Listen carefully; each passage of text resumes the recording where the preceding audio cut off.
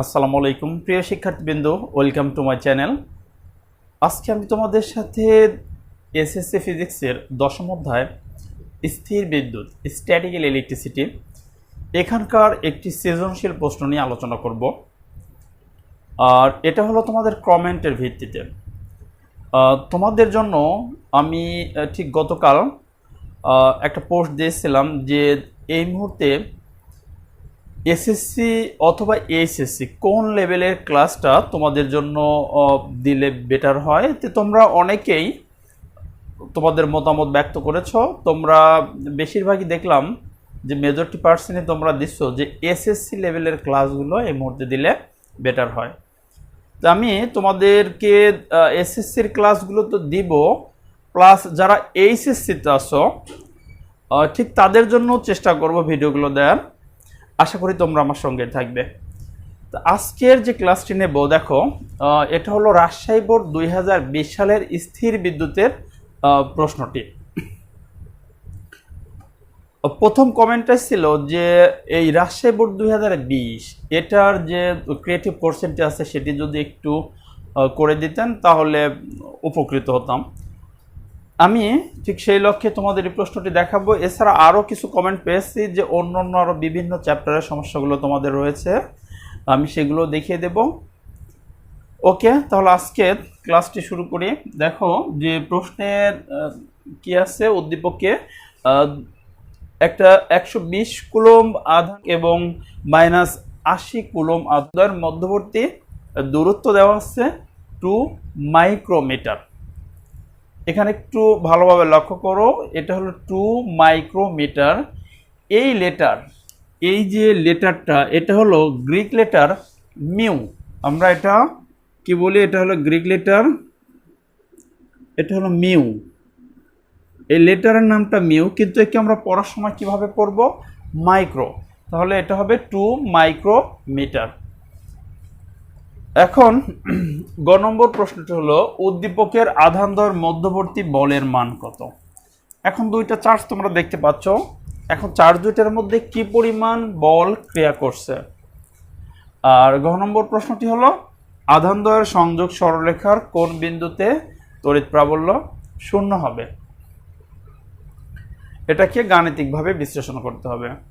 প্রথমে আমরা গ নম্বর প্রশ্নে যদি আসি, একটু দেখি যে এটা কিভাবে করতে হবে।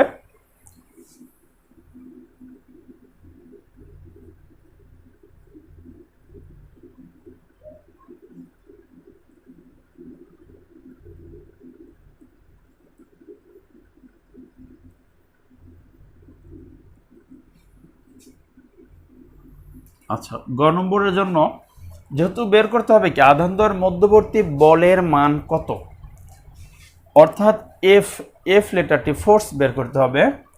এখানে দুইটা চার্জের মান দেওয়া আছে, তাহলে আমরা দুইটা চার্জের ভ্যালু বসিয়ে দেব, মধ্যবর্তী দূরত্ব দিব, এরপর কুলম ধ্রুবকের মানটা বসিয়ে দিব, তখন আমরা বল বের করতে পারবো। এখানে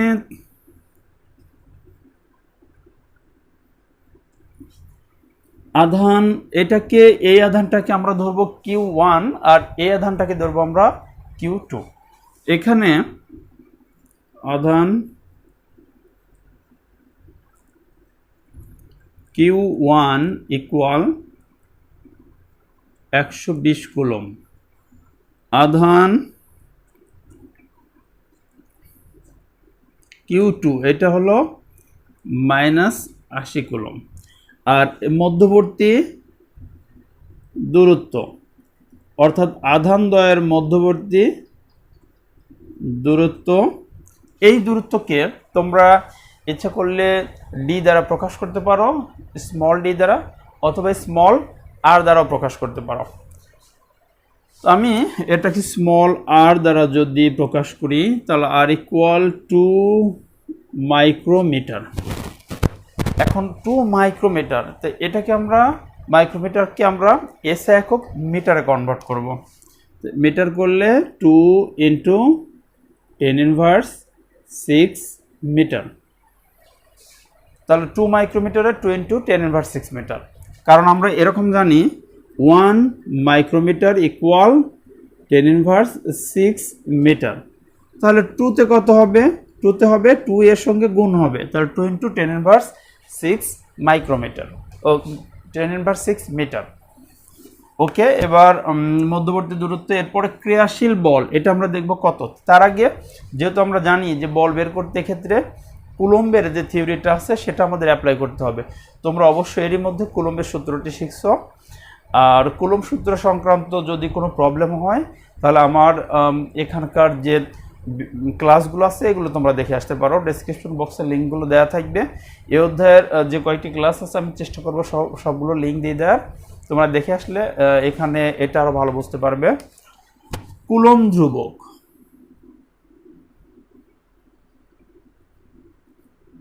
কুলম্ব ধ্রুবক এটা কে দ্বারা আমরা প্রকাশ করতে পারি, অথবা সি দ্বারা প্রকাশ করতে পারি, কুলম্ব কনস্ট্যান্ট। তো তোমাদের মূল বইতে কুলম্ব ধ্রুবককে কে দ্বারা প্রকাশ করা আছে, আর মধ্যবর্তী দূরত্বটাকে আর দ্বারা প্রকাশ করা আছে, এজন্য আমি এখানে আর দিলাম, এখানে কে দিলাম। তুমি ইচ্ছা করলে এখানে স্মল ডি দিতে পারো, এখানেও সি দিতে পারো।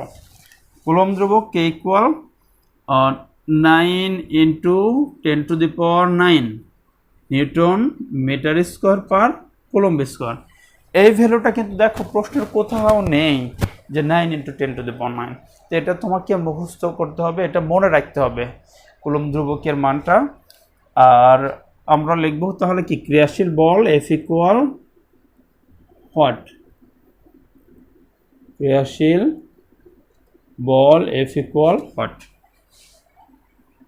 এবার আমরা এই রাশিগুলো দ্বারা একটা থিওরি দিব, দেখি কোন থিওরিটা আমরা অ্যাপ্লাই করতে পারি। আমরা জানি, এর মধ্যে তোমরা একটু মনে করার চেষ্টা করো কুলম্বের সূত্র। আমরা জানি F equal K × Q1 Q2 divided R square. এটা হলো বিজ্ঞানী CA কুলম্বের সূত্র। এখান থেকে আমরা তাহলে ভ্যালুগুলো যদি একটু বসিয়ে দেই তাহলে কি পাচ্ছি, বা F ইকুয়াল কে এর মানটা বসিয়ে দিই। কে এর মান কত ছিল, 9 × 10⁹, 9 × 10⁹ newton metre square per coulomb square into Q1 এর মানটা কত, 120 কুলম্ব, আর Q2 এর মান হলো -80 কুলম্ব। আর এর মানটা কত, আর এর মান হলো এই যে দেখো 2 × 10⁻6, 2 × 10⁻6, এককটা হলো মিটার, এর উপরে হোল স্কোয়ার। এখন আমরা একটু ক্যালকুলেশন করি, দেখি তোমাদের অ্যান্সারটা কত আসে। 9 × 10⁻9 ইন্টু 120 × 80 ডিভাইডেড 2 10⁻6। আচ্ছা, রেজাল্টটা আসবে, তোমরা এর সঙ্গে ক্যালকুলেশনটা মিলিয়ে নিতে পারো, 2.16 ইন্টু 10⁻25 নিউটন, বলের একক নিউটন। তাহলে এখান থেকে আমরা উত্তরটা দেখলাম, এটা আসে। তো এর মধ্যে একটা বিষয় দেখো, এখানে যেহেতু 80 আগে একটা মাইনাস ব্যবহার করা আছে, তাহলে আমাদের অ্যান্সারে কিন্তু একটা মাইনাস থাকবে। ওকে, এখন এখানে এই মাইনাস দ্বারা আসলে কি বোঝানো হয়, তাহলে আমরা এখানে কি লিখতে পারি, তবে একটু মনে রাখবা যে এখানে মাইনাস আসলে এখানে ঋণাত্মক চিহ্ন দ্বারা, এখানে ঋণাত্মক চিহ্ন, এখানে ঋণাত্মক চিহ্ন দ্বারা কি বোঝানো হচ্ছে, আকর্ষণ বলকে বোঝানো হচ্ছে। দেখো এই চার্জটা ছিল পজিটিভ আর এই চার্জটা ছিল নেগেটিভ, তাহলে এই যে পজিটিভ এবং নেগেটিভ দুইটা চার্জ, এরা পরস্পরকে কি করবে, অ্যাট্রাকশন করবে বা আকর্ষণ করবে। কারণ আমরা কিন্তু একটা থিওরি শিখেছিলাম যেটা ছিল কনজারভেশন ল অফ চার্জ, চার্জের সংরক্ষণ সূত্র। সমধর্মী চার্জ পরস্পরকে বিকর্ষণ করে এবং বিপরীতধর্মী চার্জ পরস্পরকে আকর্ষণ করে। যেহেতু এই চার্জ দুইটা 120 কুলম্ব হলো পজিটিভ চার্জ, পজিটিভ, আর 80 কুলম্ব হলো নেগেটিভ চার্জ। তাহলে বিপরীতধর্মী চার্জ এরা পরস্পরকে আকর্ষণ করবে। এজন্যই কিন্তু বলছে এই দুইটা চার্জের মধ্যে বলের মান কিন্তু এটা, কিন্তু মাইনাস দ্বারা বোঝাচ্ছে এটা একটা আকর্ষণ বল। তাহলে সেটা আমরা লিখব, এখানে ঋণাত্মক চিহ্ন আকর্ষণ বলকে বোঝায়। এখানে ঋণাত্মক চিহ্ন আকর্ষণ বলকে বোঝায়। তাহলে এখানে ঋণাত্মক চিহ্ন আকর্ষণ বলকে বোঝায়। সুতরাং আমরা লিখতে পারবো কি, সুতরাং বলের মানটা কত, এই ভ্যালুটা আমরা লিখে দেব। সুতরাং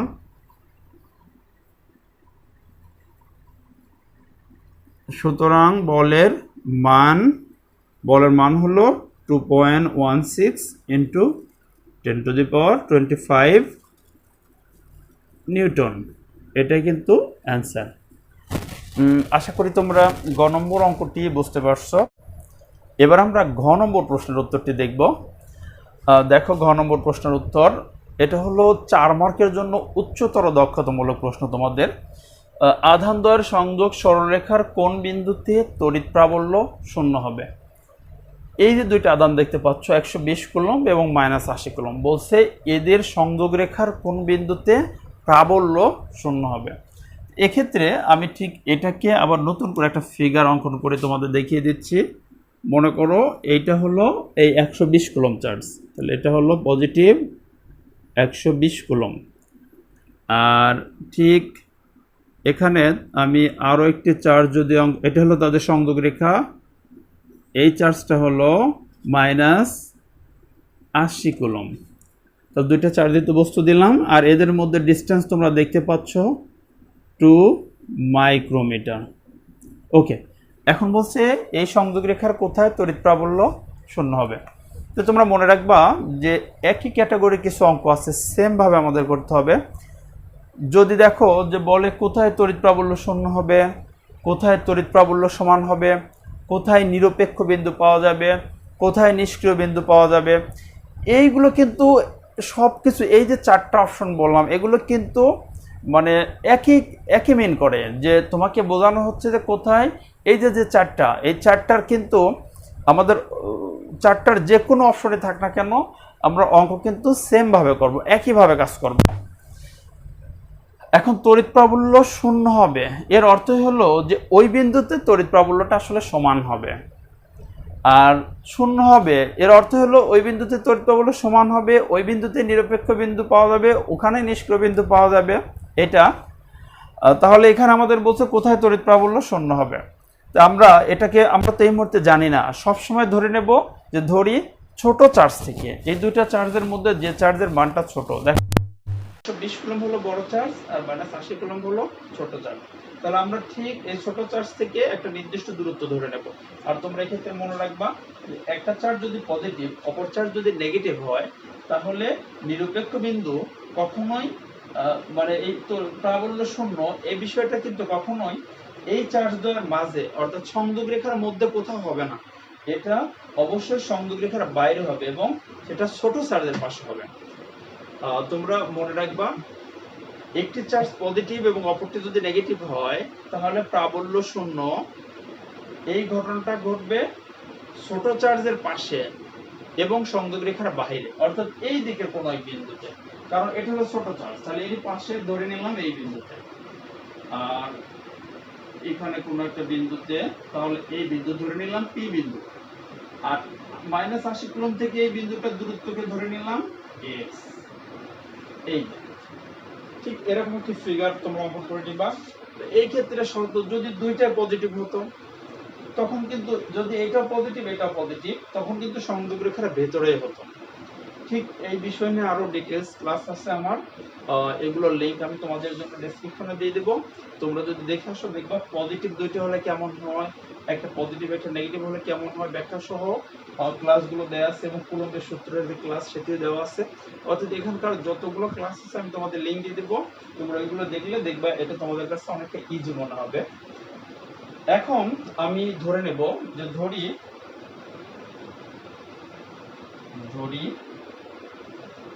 এই ছোট চার্জ থেকে অর্থাৎ -80 কুলম্ব থেকে x দূরত্বে p বিন্দুতে তড়িৎ প্রাবল্য শূন্য হবে, এটা আমি ধরে নেব। ধরি 80 কুলম চার্জ হতে, ধরি -80 কুলম চার্জ হতে x দূরত্বে, কোন বিন্দুতে? p বিন্দুতে। দেখো যে -80 কুলম চার্জ হতে x দূরত্বে সংযোগ রেখার বাইরে, কারণ এটা কিন্তু সংযোগ রেখার বাইরে চলে গেছে, সংযোগ রেখার বাইরে p বিন্দুতে কি হবে? প্রাবল্য শূন্য হবে। p বিন্দুতে প্রাবল্য শূন্য। আচ্ছা, আমি এটা ধরে নিলাম যে ধরি -80 কুলম চার্জ হতে x দূরত্বে সংযোগ রেখার বাইরে p বিন্দুতে প্রাবল্য শূন্য। আচ্ছা, -80 কুলম থেকে যদি p বিন্দুর দূরত্ব x হয়, এবার তোমাদের যদি প্রশ্ন করি 120 কুলম থেকে p বিন্দুর দূরত্ব কত, তখন তোমরা কি বলবা? এই দূরত্বটা অবশ্যই হবে, দেখো এই দূরত্বটা কতটুকু হবে? এই 2 + x। এটুকু যদি 2 মাইক্রোমিটার হয় আর এটুকু যদি x হয়, তাহলে ঠিক 120 কুলম থেকে p এর দূরত্ব কত? অবশ্যই কি দিবা তোমরা? এখানে 2 + x, এইটা 2 + x। অবশ্যই আমি এখানে ইউনিটটা সহজে একটু লিখি, আমি লিখতে পারবো। এখানে তোমরা অবশ্যই দিবা 2 মাইক্রোমিটার + x, এই দূরত্ব হবে। এখন তোমাদের ওকে, তাহলে এখানে বস্তু তড়িৎ প্রাবল্য শূন্য, আমরা ধরে নিলাম যে পি বিন্দুতে তড়িৎ প্রাবল্য শূন্য হবে। তাহলে আমরা জানি, এখান থেকে এখন আমরা দেখো যে এখন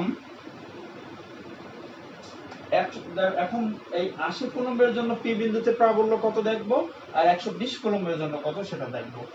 এখন -80 কুলম চার্জের জন্য পি বিন্দুতে প্রাবল্য, এখন -80 কুলম চার্জের জন্য পি বিন্দুতে তড়িৎ প্রাবল্য E1 ইকুয়াল, আমি ধরে নিচ্ছি যে 80 কুলম্বের জন্য E1 আর এই 120 কুলম্বের জন্য E2। তাহলে E1 ইকুয়াল, আমরা যে প্রাবল্য থিওরিটা জানি, কি জানি? K ইনটু, আমরা মূল থিওরিটা জানি, সেই মূল থিওরি কিন্তু এরকম, E সমান K into Q divided R square. তো এখানে আমরা K ইনটু Q মানে আমাদের ঠিক এই -80 কুলম্ব, তাহলে K into -80 coulomb divided R square. R মানে কি? এখানে আর হলো এই 80 কুলম্ব থেকে P বিন্দুর দূরত্ব কত, মানে যে বিন্দুর প্রাবল্য বের করব সেই বিন্দুতে কতটুকু ডিসটেন্স। তাহলে 80 থেকে দূরত্ব হলো x, তাহলে আমরা এটাকে x দিয়ে উপর স্কয়ার দেব থিওরি অনুযায়ী। এবং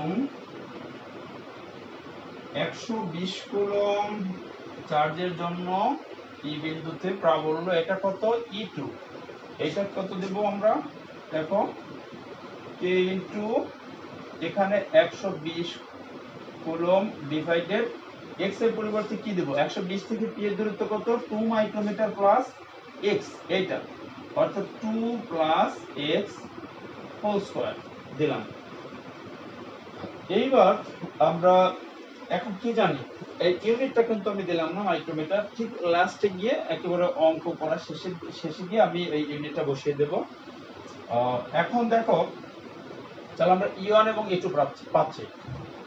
এখন তোমাদের এই বিষয়টা জানতে হবে যে যে বিন্দুতে তড়িৎ প্রাবল্য শূন্য, সেই বিন্দুতে কিন্তু তড়িৎ প্রাবল্যতার মান সমান হয়।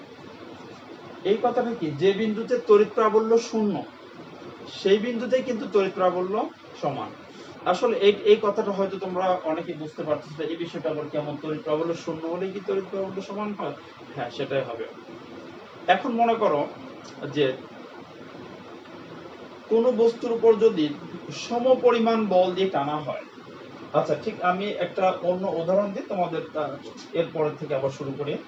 আচ্ছা, মনে করো যে এখানে একটা বস্তু রাখলাম, এই বস্তুকে যদি এই দিকে যদি এই বস্তুটাকে আমি 200 নিউটন বল দ্বারা টানি এইদিকে, আর এদিকেও যদি এরকম 200 নিউটন বল দ্বারা টানা হয়, তাহলে কোনো একটা বস্তু রশি বেঁধে যদি এই দিকে 200 নিউটন এবং তার বিপরীত দিকেও যদি 200 নিউটন বল দিয়ে টানা হয়, এখন যদি তোমাকে বলি এই বস্তুটি কোন দিকে যাবে, তখন তুমি কি উত্তর দিবে? না, এই বস্তু কোনো দিকে যাবে না, এই বস্তু কিন্তু এখানেই থাকবে।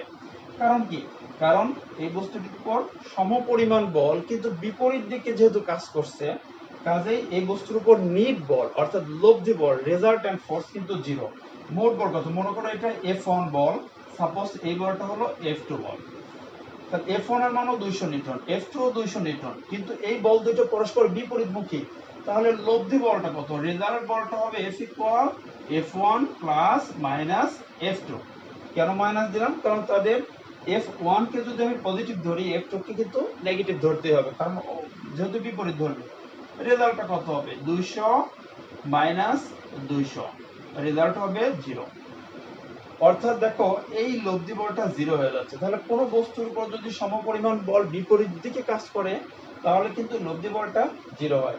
ঠিক এখানে কিন্তু এই বিষয়টা তোমাদের মনে রাখতে হবে যে এই পি বিন্দুর উপরে, এই পি বিন্দুতে আমরা যদি 1 কুলম্ব একটা চার্জকে রাখি বা 1 কুলম্ব পজিটিভ চার্জকে রাখি, কেন এটা ধরতে হবে? কারণ পি বিন্দুতে আমরা ধরে নিচ্ছি যে পি বিন্দুতে প্রাবল্য শূন্য। প্রাবল্য শূন্য মানে ওখানে কিন্তু তোমাকে ধরে নিতে হবে যে 1 কুলম্ব পজিটিভ চার্জকে রাখা হয়েছে, কারণ প্রাবল্য সংজ্ঞানে যে আমরা জানি 1 কুলম্ব চার্জের একটা ব্যাপার আসে। তাহলে 1 কুলম্ব চার্জকে পি বিন্দুতে যখন রাখবো, তখন ওই 1 কুলম্বের উপর এই 80 কুলম্ব কর্তৃক অর্থাৎ মাইনাস 80 কুলম্ব কর্তৃক পজিটিভ 1 কুলম্বের উপরে যে আকর্ষণ বল থাকবে, ঠিক সমপরিমাণ এই 120 কুলম্ব কর্তৃক এই এখানকার পজিটিভ 1 কুলম্বের সমপরিমাণ বিকর্ষণ বল থাকবে।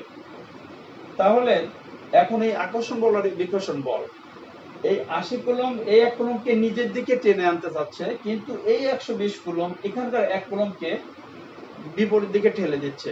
তাহলে সমপরিমাণ বল দ্বারা কিন্তু এই এখানকার পি বিন্দুর 1 কুলম্বের উপরে কিন্তু সমপরিমাণ বল কিন্তু বিপরীতমুখী কাজ করছে, এজন্য কিন্তু এখানে লব্ধিটা শূন্য হচ্ছে। আর লব্ধি শূন্য মানে তাহলে কি আমরা পাচ্ছি? লব্ধি শূন্য মানে কি? সমপরিমাণ বল কাজ করে, অর্থাৎ এখানে প্রাবল্যের মানটা হবে সমান।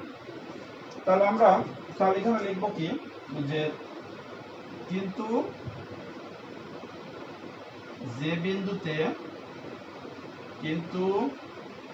যে বিন্দুতে প্রাবল্য শূন্য,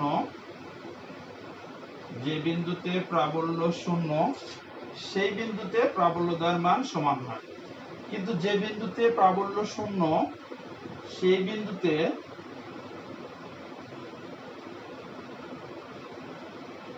প্রাবল্যদ্বয়ের মান সমান। তাহলে কি? কিন্তু যে বিন্দুতে প্রাবল্য অর্থাৎ লব্ধি প্রাবল্য শূন্য যেখানে, সেই বিন্দুতে প্রাবল্যদের মান সমান। অর্থাৎ এই ক্ষেত্রে আমরা লিখতে পারবো কি? অর্থাৎ E1 আর E2 হবে সমান। তাহলে আমাদের এই E1 আর E2 সমান হবে। তাহলে E1 এর মানটা কত বসিয়ে দিই?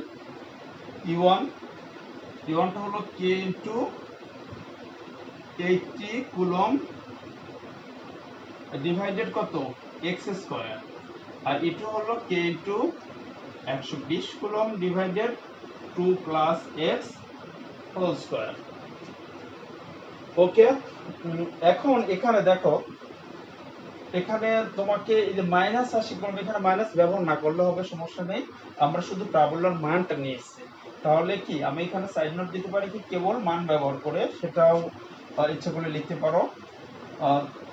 এখানে তাহলে আমরা কি কাজ করব যে এখান থেকে দেখো উভয় পক্ষে কে আর কি কেটে যাচ্ছে, কুলম্ব কেটে যাচ্ছে। তো এখানে আমরা নেক্সট লাইন আমি একটু উপর থেকে যদি একটু দেখিয়ে দেই নেক্সট লাইনটা, আর তোমরা ঠিক এই ফিগারটা একটু মনে রাখবা, কারণ এই ফিগারটা কিন্তু লাস্টে আমাদের হয়তো একটু প্রয়োজন হতে পারে।